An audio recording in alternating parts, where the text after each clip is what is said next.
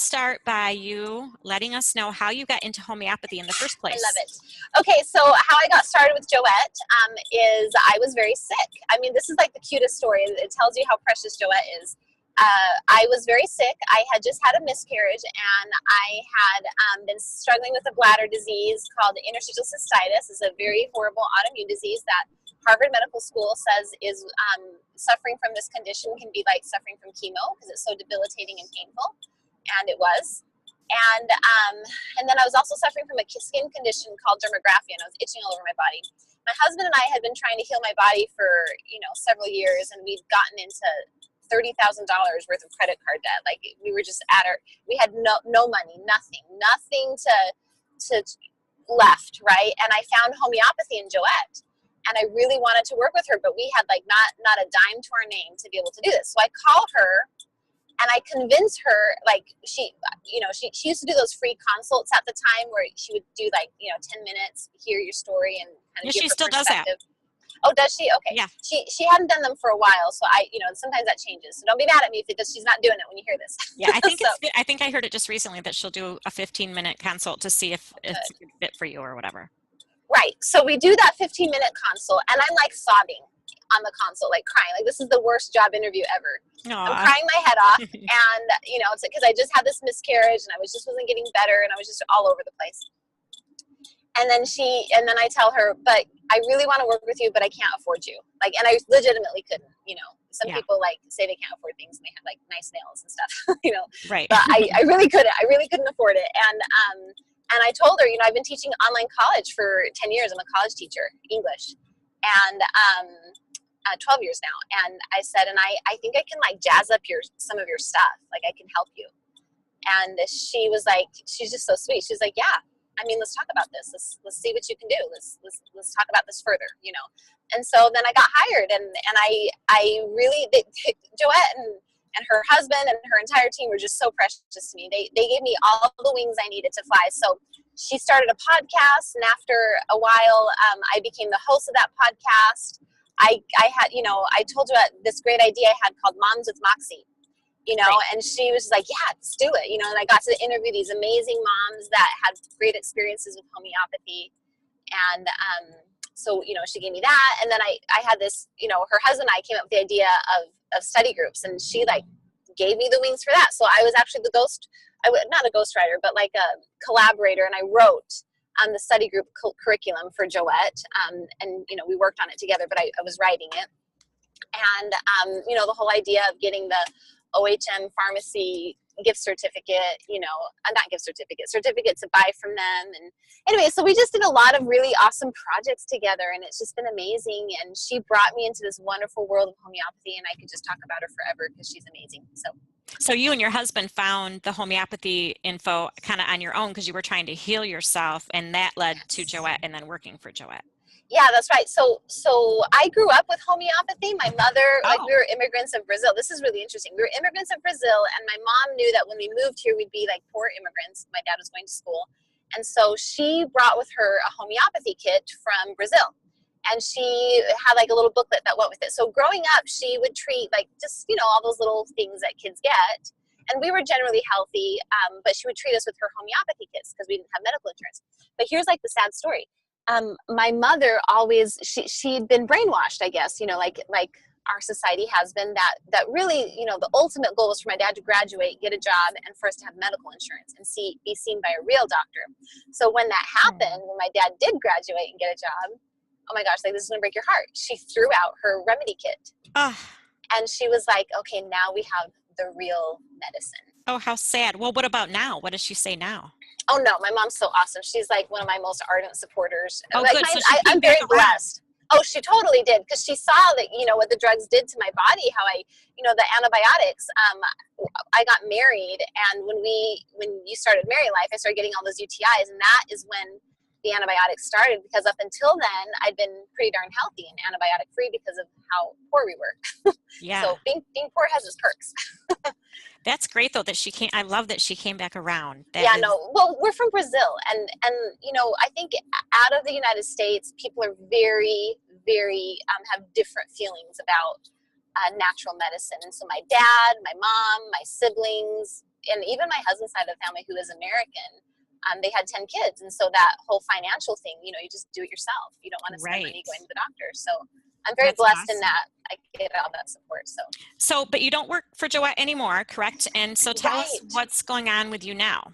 So it's just amazing how, I'm a person of faith, and how God kind of leads you down paths that you don't know you're going to take. So, I reached a point with Joette that I felt like I had to focus on my family, I'm a very busy life. I live on a homestead. We milk a cow twice a day. We make cheese and have this enormous garden. I have 9 beds that are like 35 feet long. And, we live this very busy, rich life. And I felt like it was time to focus on that. But wouldn't you know, it's not even 7 months later, the FDA comes out with this actions on homeopathy that got me very concerned. And we started Americans for Homeopathy Choice. Our website's homeopathychoice.org. And, it really kind of gave me the space that I needed to kind of shift into that role that I think was the right thing for me to do. So that's what you're doing you're spending a lot of time in this new organization that you started. Yes. Oh, yes. I'm the president of homeopathychoice.org, and we have just an incredible movement of mothers and others who support homeopathy. And it's been a once in a life experience. It's been amazing. So the main goal of this is to keep homeopathy the way it is now, that we have free access to it, correct? So what I'm wondering is, well, first, is that the main goal? And second, how is your organization different than other homeopathy rights organizations that might already be out there? Okay, so those are like 2 very big questions. So the first one was, what was the first one?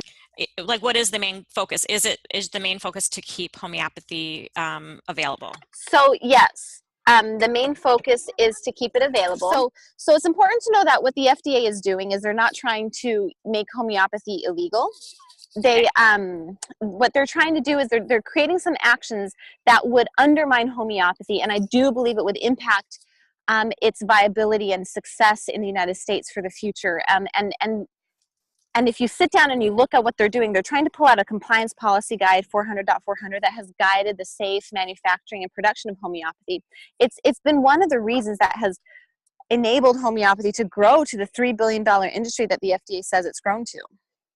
And to pull something out. Wait, say that again. What has enabled it to grow? So there's this document that guides the FDA in how they enforce homeopathy. It's like the playbook that they use to police homeopathy. Okay. And the rule book is really fair. It's a fair rule book. And so it's mutually beneficial. The FDA, is clear on what they're going to enforce and how they're going to enforce it. And then the homeopathy industry is like, okay, this is what we have to do to stay in compliance. Okay. Right. It's not even a regulation though. It's just a guidebook. Okay. And so after virtually no incident, they decide they're going to pull it and rewrite the whole thing as if there's problems with it. Oh. And so that's really concerning, because then what if the new rule book sucks? Right. And then it starts to undermine homeopathy, and then that could lead to, the ultimate concern. Right. Listen, I have a friend, like I've ordered homeopathy from overseas before, and I have a friend right now who ordered some stuff from overseas, because sometimes there's remedies or, whatever reason she wanted to order from outside the country. And I believe in supporting American homeopathy pharmacies. So but she wanted to buy it from there, and that's great. And I've done that before too. And right now she sent me a copy of this letter that the FDA is holding her shipment, and they may not allow her to have it because now they're really enforcing this idea that you can't even order from overseas. So like they are, they probably had that enforcement capability forever. Yeah. But now they're like flexing their muscles, and they're doing it. So this is a scary time. We don't know what else they're going to end up doing. Yeah, exactly. That's exactly right. Right. So then how? But can I just say something? Yeah. Can I say something real quick? Just this is really important. Do not run around saying that the FDA is trying to take away homeopathy, because that is technically inaccurate and we look stupid. So it's important that we come across publicly, especially in front of the FDA, as a very informed group. And we need everybody to know that that's not technically what they're doing. What they're doing is they're undermining homeopathy by trying to pull the CPG 400.400. We have to be very precise and accurate, because this is a political issue and we have to say it right. Right, I understand. And I may not keep this part in, but the Okay. reason that I titled my previous post or my previous video about homeopathy the way I did. No, no, you're good. There's nothing, you asked a question. That's a Right. great way to do it. That's totally fine. I have no issues with that. I think that's a Okay. really great question that I think it's important to answer. And so thanks for having me on your show because, you know, we want to answer that. So good. Yeah. Okay. So then tell us, I assume that other homeopathic organizations are all over this as well. So I'm just curious how your new organization is different from that. Okay, so this is really interesting. You know, let's look at that the Weston A. Price Foundation, right? Hmm. They are a consumer group saying that we the people want raw milk, and they ended up being a very very powerful voice in that political movement, because when you have a consumer saying I just want access to this is very different than someone who stands to profit from, you know, like a raw milk industry side, you know. Right. and Yeah. and there's nothing wrong with the industry wanting to do that. I think that's great that we have raw milk farmers that want to make money off of that. I mean, Yeah. there's nothing wrong with it. I believe in a free market, you know, Right. but there is a unique leverage that is held from a consumer group. And until homeopathychoice.org, there was not a consumer group that was led by consumers. I am not a professional homeopath. I do not sell homeopathic medicines. I don't want to be a homeopath. I think homeopaths are wonderful people, and they serve us in very amazing ways. But I don't want to do it. Okay, I just want to Yeah. farm and garden and be a mom and use my remedies. And that makes so So much sense that we need a yes, group like that. right, exactly. And so I have to say, I met with the FDA about 2 weeks ago, and our organization most definitely has their attention, and we had a very powerful voice in that meeting, because I can look them in the eye and I say, you are screwing up something that is important to me that I'm not going to make a dime off of. Right. So you know what I mean? So Yes. and That I makes want to so much empower sense. moms. So I mean, I teach classes on homeopathy. So let me just be clear. Like, I teach classes on homeopathy and spreading the word about it. And, you know, I have to, you know, that was something I was doing before Homeopathy Choice, Right. you know, and I can't just keep spreading the word for free because it's just not sustainable that way. Well, let's But face it though, Paola, you don't even charge hardly anything. It's not like you're getting rich off yeah, this for it's sure. true. I mean, you just Right. That, a little bit. So I think that if you charge people, they take it more seriously. So they just pay a little bit to take your study class. yes, it's sustainable. It is sustainable. But that's my point. Like by no means can, you know, I feel it's more of a service that I do to people Right. to spread the word, to change their lives. You know, my husband most definitely can't quit his job. So Right. Yeah. So, my fear though is that this is going to get screwed up somehow. Now that I'm finally, like, the light bulb is finally fully coming on. Like, I've always known about homeopathy and I've always, believed that it's powerful, but I never really got it until recently. So I my know. fear is that, like, this is going to get screwed up when I'm finally getting into it and realizing how it can heal people. So tell us, like, where does this whole thing stand now and what can we do to help and make it super simple? Because if it's not super simple, people won't do it. Okay, so bottom line, Kelly, is we need people to join the movement. We need you to go, like right now, what you can do is you can write a letter to your congressmen and senators, and it's all on our website. You just copy and paste. There's a link that you enter your zip code so you can find your congressmen and senators, and you just paste that letter in there for them. Yeah, that is So pretty you can, easy, I have to say. I can't believe how easy you make yes. it. That's perfect. And I've written the letter for you. It's really Yes. good stuff, right? And then, you know, but let's say you're like kind of upset with the FDA, you want to send them a letter. Well, they have a comment period that's open right now. It closes, you know, in May. I forget the number. I'm terrible with numbers. It's on the Does they website. They'll extend it? go to Right. homeopathychoice.org, cliffhanger, and to find out the deadline. Okay. and you can, you can write them a letter. And I've given you a letter writing guide, and it's better if you write your own letter. Like, the copy and paste thing doesn't work the same for the FDA like it does for congressmen. Because when a congressman gets a copy and paste letter, they just want to know, okay, my constituents care about this issue, and that's my vote, and done.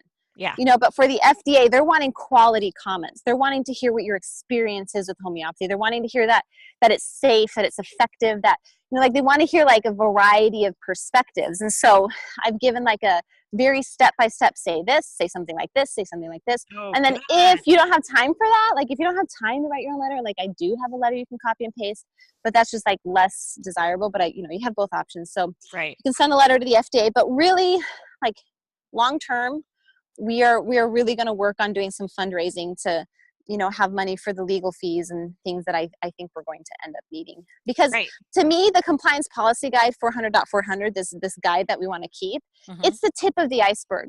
Okay, Kelly, technically, the FDA could make all of homeopathy prescription tomorrow if they wanted to. That is in their legal right. Ooh, that's scary. It is very scary. And so, so far everything's been great. And I met with them.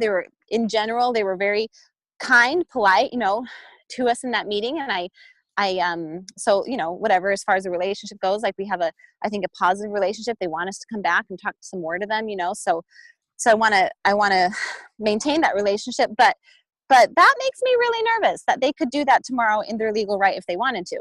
So my point is, this compliance policy guide to me is the tip of the iceberg. And so we're going to really want to fundraise, and we're going to really want support. Yeah, because unfortunately it takes money to fight these things, Yeah.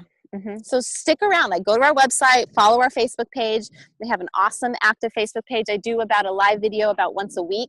So like if you were there following our page just a few days ago, you'll see that I sent in a follow-up memo. I sent it to the FDA people we met with, a follow-up memo about our meeting. And, I kind of talked about what that memo was, what I said, why it's important. So like we keep you pretty darn updated. What's your Facebook page? It's Homeopathy Choice. Okay. Oh, wait, it's Americans for Homeopathy Choice. That's what it is. Americans for Homeopathy Choice. Okay. I'll add that to the show notes. Right. Hold on, let me add that. So, okay. Well, Paola, I want to say thank you so much, not only for chatting with us today, but I'm so thankful for people like you who are out there and who are on the ball and on top of it and working to keep our rights in place and keep things how they need to be so that we have access to this forever. And so our kids do and our grandkids. This is so important. Right. Well, listen, I want to say one more thing. Like the burnout is real. I am not receiving a salary for running, homeopathychoice.org. Yeah. And the burnout is real. So if anyone listening to me is like freaked out by anything that I said, and you're like, I want to help. We have a volunteer page. It's called Volunteers for Americans for Homeopathy Choice. It's on Facebook. And when you go there, you have to answer 2 questions. People who don't answer the questions, we don't approve. Okay. So you have to answer 2 questions, and that means you want to join. And if you have 5 hours a week to give, if you have 20 hours a week to give, if you have 5 hours a month to give, and you are actually good at following through with assignments, that's kind of a big deal. You should go there and request to join, and we have a volunteer coordinator that can, put you on a list of what we need, so. Right. And also maybe people can get in touch with me because I'm thinking about, and you mentioned that we might be able to do a study class together so people can learn more. And this would be down the road because both of us have a few things going on. Yeah, the advocacy for homeopathy is very much tied to the education of homeopathy, because one of the ways homeopathy thrives in the United States is by empowering more, especially mothers, to use homeopathy. That's a big part of keeping it alive and well. Right. So yeah, absolutely, we would want to do that. Right. And there's only so much that, so many people that one person can help. We have to teach it so you can learn it yourself and heal yourself. Right. And can I just conclude with this thought? Back in the 1920s, homeopathy has ebbed and flowed often throughout U.S. history. And back in I think it was the 1920s. No, maybe it was the 1820s. No, 1920s. See, I'm terrible with numbers. It was mothers who brought homeopathy to the point that it is now. Do you realize that it is protected under the Food, Drug, and Cosmetic Act? There's 2 pharmacopoeias under that law. One is the United States Pharmacopoeia that covers all the drugs. And then there's a separate book, and it's called the Homeopathic Pharmacopoeia of the United States. And there's a lot of stuff that happened politically for that to happen, for it to get put in the Food, Drug, and Cosmetic Act. And mothers were a big part of that, like the Game of Thrones, you know, that positioned homeopathy to get there. And I know, Kelly, without a shadow of a doubt, it's going to be the mothers that are going to save it again. So come on, mama bears, like, we need your help. This is not a time to be shy. It's a time to prioritize yourself, organize your life, and volunteer and step up and donate and do what you can. Right. And hopefully, I really think, like you said, education is a huge piece of it. So the more who Yeah. can, like I recently, the light bulb went on, the more people who can get that light Yeah. bulb to come on and they understand the power, I think then that's going to fuel, Yes. this even more. So awesome. That's right. Thank you so much, Paola, for talking with me today. Okay. Thank you so much for having me. You're awesome, Kelly. Thank you.